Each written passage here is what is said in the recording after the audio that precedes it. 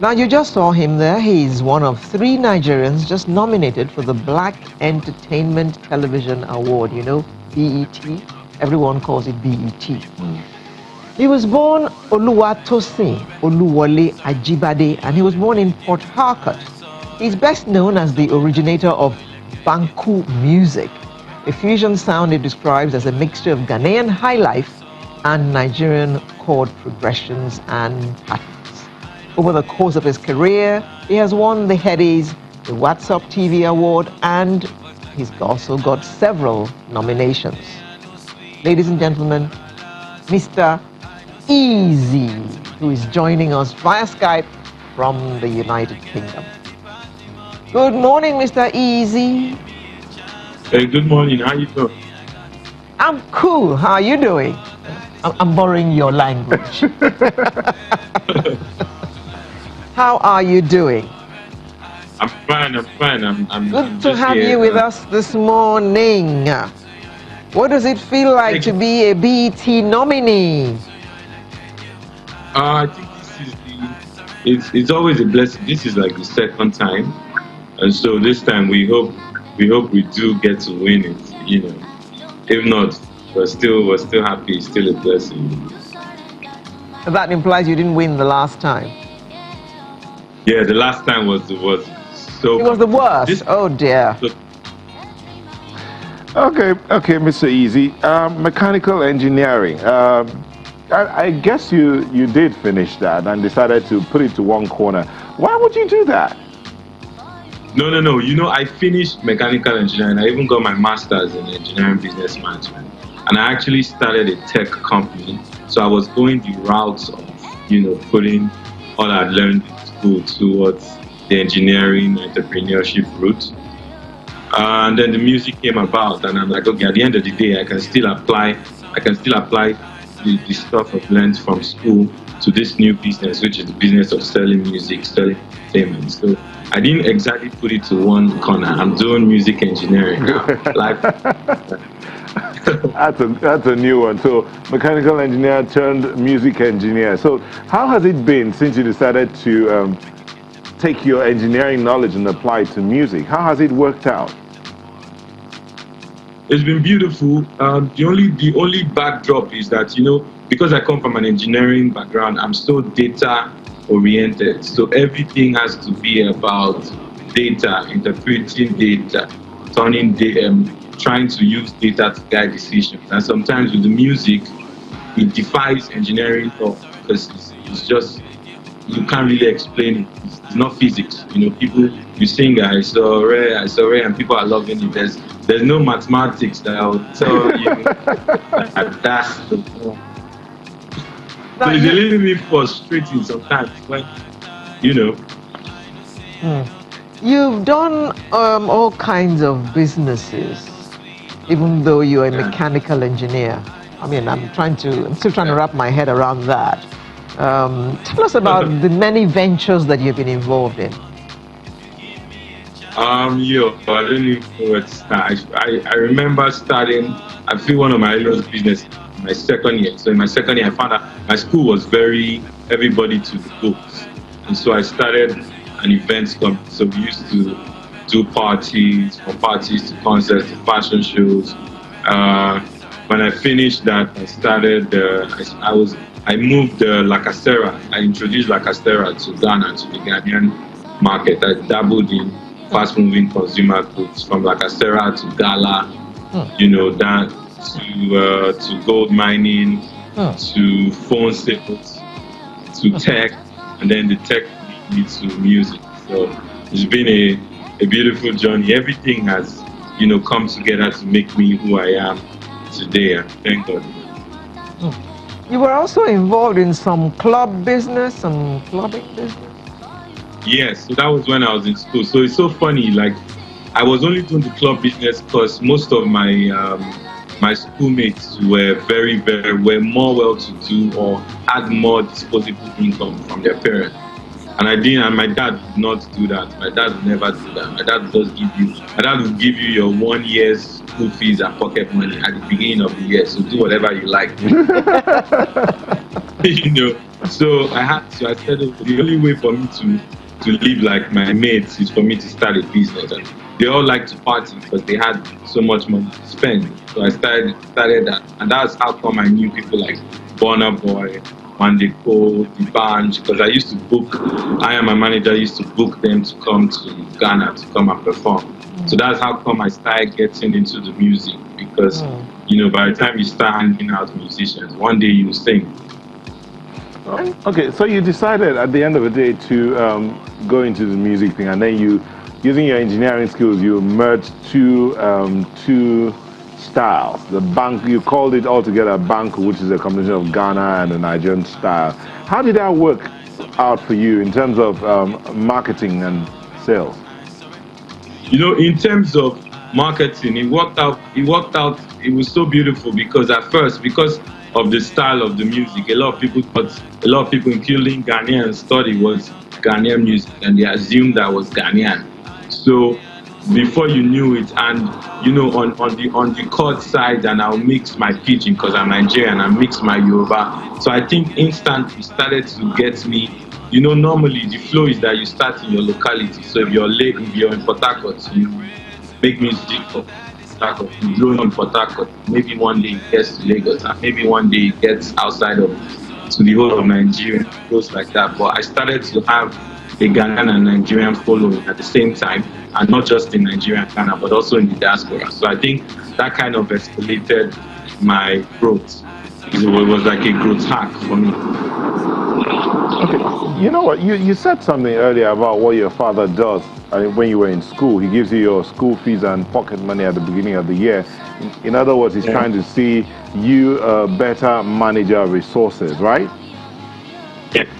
Okay. Yes. So how does your father feel about you, and indeed your family, about you letting go of your engineering with all the businesses that you had, going into music full time? How's that working out in the family?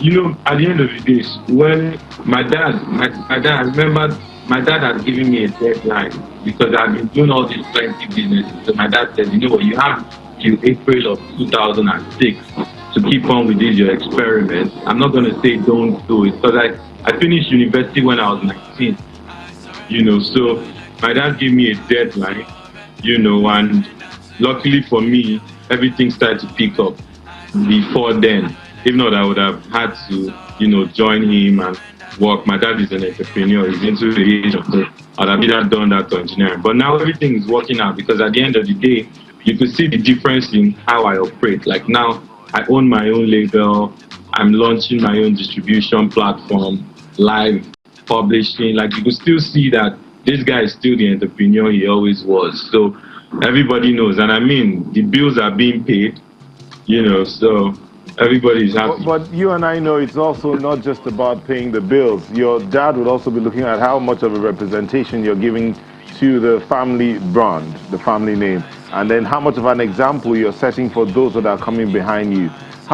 What would you say you're doing in that aspect? You know, in terms of you know, making the family proud and setting an example, like not to blow my horn, but I've been like, just look at it as like when you have a kid and you send the kid to school, what's your ultimate goal? You want the kid to be successful, right? And if you come from if you're an entrepreneur, you want your kid to someday be an employer of labor and bring value back, right? And that's exactly what I'm doing. Not only am I representing my family globally, I'm representing my country, I'm representing the continent. And through this business of music I'm doing, I indirectly or directly touch over 50 lives, over 100 lives, who either directly or directly gain from me being in the music business, from the accountants to the drivers to the light engineer, sound engineer, production assistant, you know, and it's there. So I feel like I've ticked every box, and my dad is very proud. He came to watch me last year in London, and I could see he was, for the first time, my dad was speechless for for like 5 minutes. He didn't say anything, and I was, Daddy, are you okay? Are you all right? You know, and all he said is like, Tosin, this is real. I'm like, Daddy, people have been singing my songs. You've been seeing me touring for 3 years now. What did you think? Did you think you? It's like all these people, they came to watch you. 3,000 people, they came to watch you. I said, well, Daddy, you've seen it. And now I'm a partner in his business, so it's a different conversation. Okay. You recently tweeted that you'll be launching something in July, and I think you have called it Empower Africa. What is that about? Yes. All right. So in November last year, you know, I like I said, I come from a tech. I've had some tech experience, and back in 2014, I got a VC funding from a tech company called L5 Lab. And so even as I started the music, I've been trying to see a way I can merge equity funding, VC funding with music. And so I've stayed independent, running everything. And in November, I started something called Empower Africa. What we did was we funded 100 artists, 100 emerging artists from 13 African countries. I spent $300,000 on 100 videos for 100 artists in 13 different countries. And then we had 22,000 entries in November.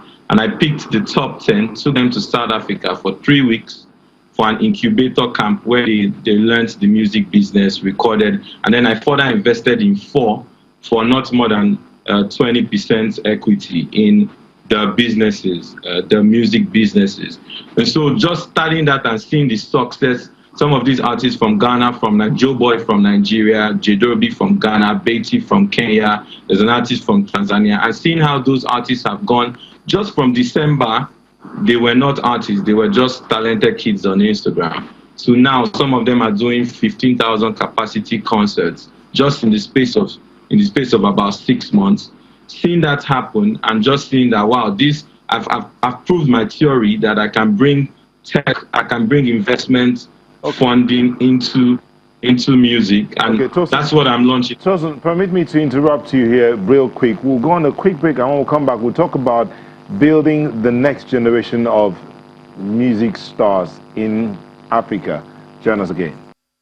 Welcome back. We still have Mr. Eazi joining us via Skype. So, Mr. Eazi, we're talking about building the next generation of stars on the African continent. You talked about 100 artists in 13 African countries, and you started out last year. How has that project been? Yeah, so it's been great. Like I said, this dear. decade of Instagram to now, they are doing people capacity concept. Hello? Hello. They own the artists who have grown from just Instagram to now owning their own businesses.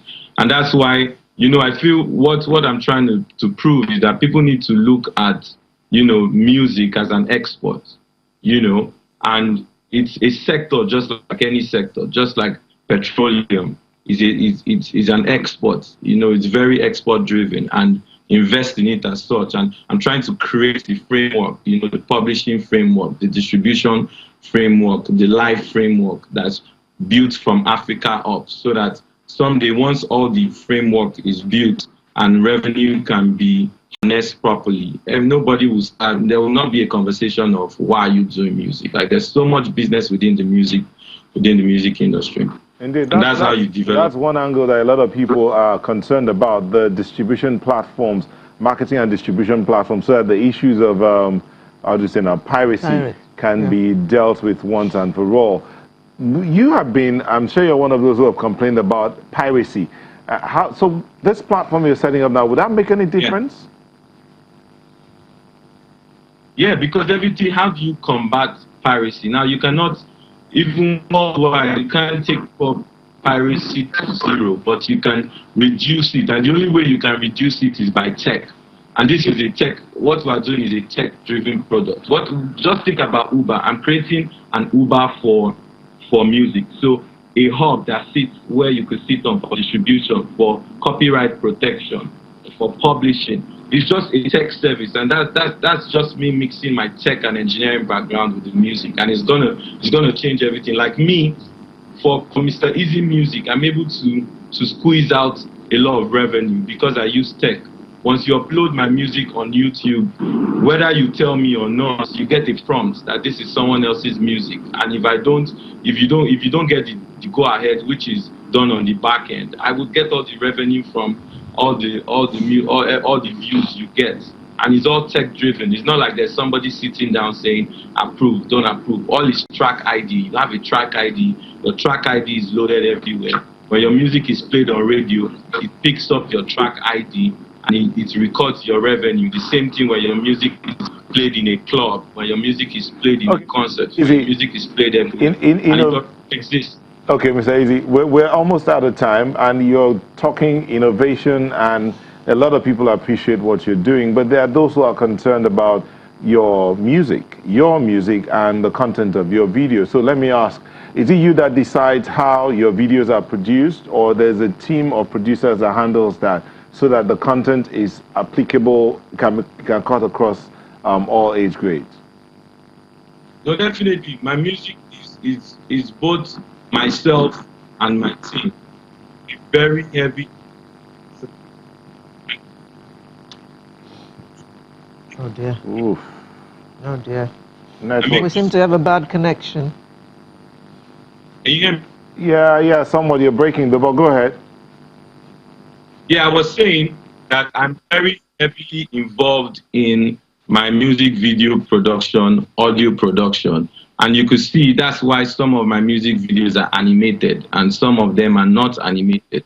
Because I do realize that my fan base cuts across, my age range, people younger than me and people older than me.